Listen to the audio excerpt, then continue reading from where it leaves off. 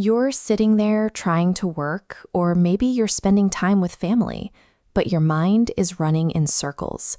You're replaying yesterday's awkward conversation, worrying about tomorrow's presentation, or reaching for your phone for the 20th time without even realizing it.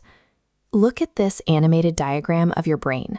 On the left is the default mode network, your brain's autopilot. It lights up in these chaotic, looping patterns whenever your mind wanders. On the right is your prefrontal cortex, the center for focus and active decision-making. When you're stuck in a thought loop, the autopilot on the left is running the show.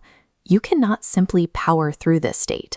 Willpower lives in your prefrontal cortex, which is easily exhausted by stress and decision fatigue. You are asking a tired, conscious brain to fight an automatic system that is older, faster, and stronger. Grab a pen and a blank piece of paper right now.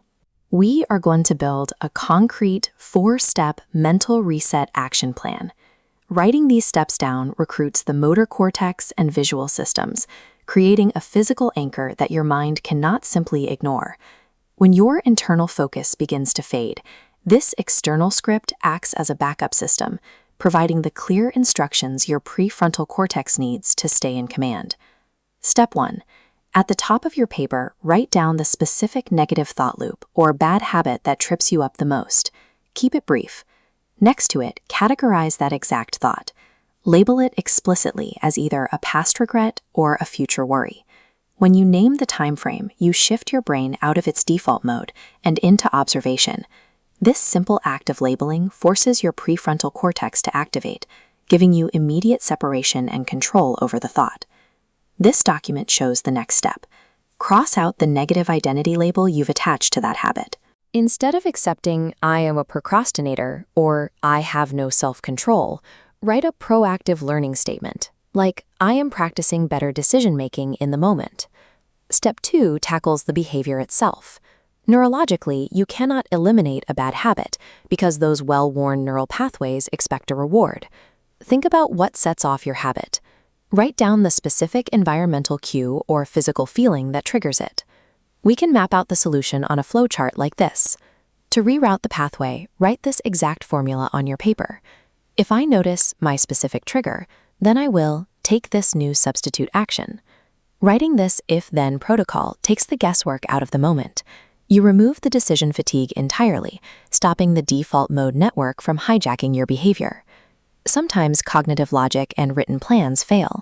When your physiological stress levels are peaking, your rational brain gets overwhelmed.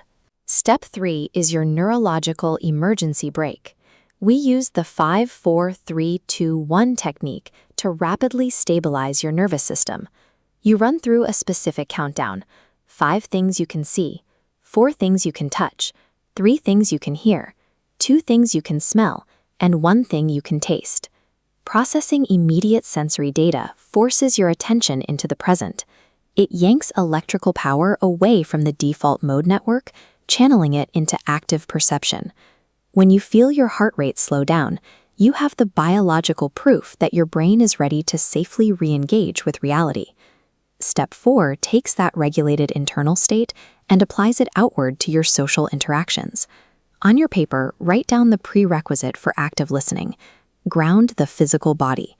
Feeling your feet on the floor signals biological safety, which has to happen before you can absorb what someone is saying. Look at this diagram of 2 nervous systems interacting. Eye contact activates your brain's mirror neuron system. The neural networks firing in their head trigger identical glowing nodes in yours, syncing your emotional states to build immediate empathy. Next, write down the 2-minute mindful listening rule. For 2 solid minutes, listen with the sole intention of understanding the data they share. Do not formulate your reply. Finally, write down your curiosity anchor. Before you respond, silently ask yourself, what is this person actually trying to communicate? Presence functions as a sequential biological process of synchronizing 2 nervous systems. By following these steps, you move the conversation from a reactive exchange of words into a genuine neural alignment. Look down at the completed piece of paper in front of you.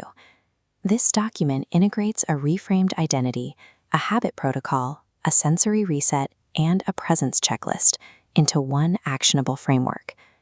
Fold this paper up. Put it somewhere that creates friction with your environment. Tuck it into your pocket or tape it directly to your monitor. Here is your challenge.